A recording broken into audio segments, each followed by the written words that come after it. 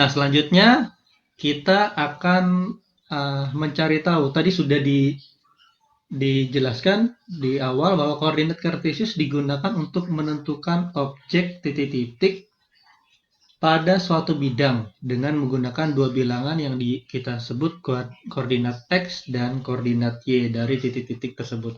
Nah, bagaimana cara kita memanfaatkan koordinat kartesius? Langsung saja kita akan masuk ke pembahasan berikutnya.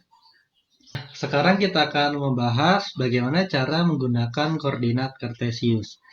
Nah, misalkan uh, diletakkan di koordinat kartesius ini ada titik, ya, titik A dan titik B. Nah, titik A itu adalah posisi letak rumah Andi. Kalau titik B itu adalah posisi rumah Budi. Nah, bagaimana cara kita mengetahui di koordinat kartesius posisi rumah Andi dan rumah Budi? Oke, kita coba lanjut ke tabel yang di kanan ini.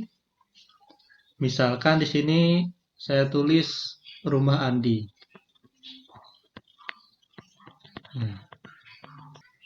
Nah, kita akan menentukan posisi rumah Andi.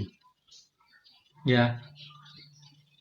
Nah, pertama kita cari dulu jarak ke rumah Andi dari sumbu X. Nah, pertama kita fokus dulu ke sumbu X ya. Kita lihat sumbu X. Kita lihat di titik 0. Nah, untuk ke rumah Andi di sumbu X itu dari titik 0 ada berapa jaraknya? Coba kita lihat dari 0 ke rumah Andi. Nah ternyata ada satu satuan. Ya, maka kita tulis di sini jaraknya satu satuan. Lalu sekarang kita alihkan perhatian kita ke sumbu Y. Nah, dari 0 ke rumah Andi yang A itu ada berapa satuan di sumbu Y? Ya, kita lihat dari sini kan.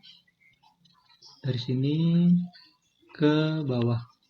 Ada 1, 2, 3, 4, 5. Ada 5, maka di sini ada 5 satuan. Ya.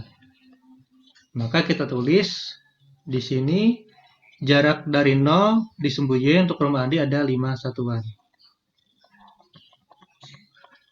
Ya.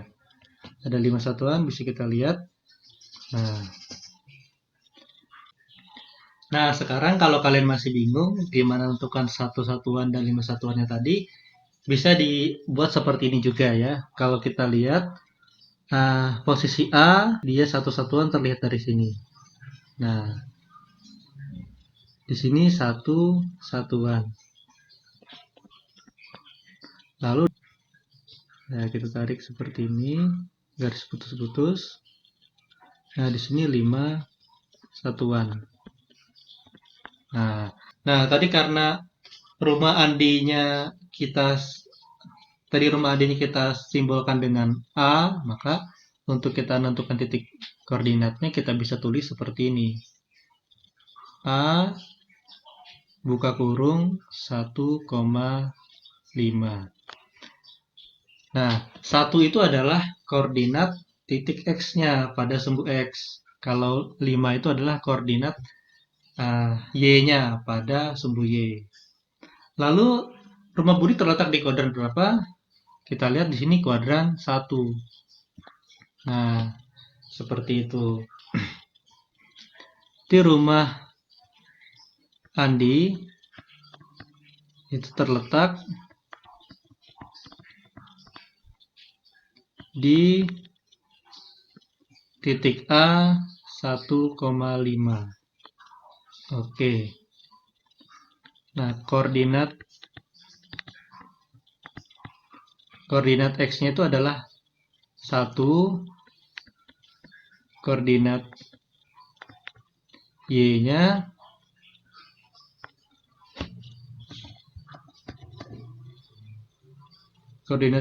itu adalah 5.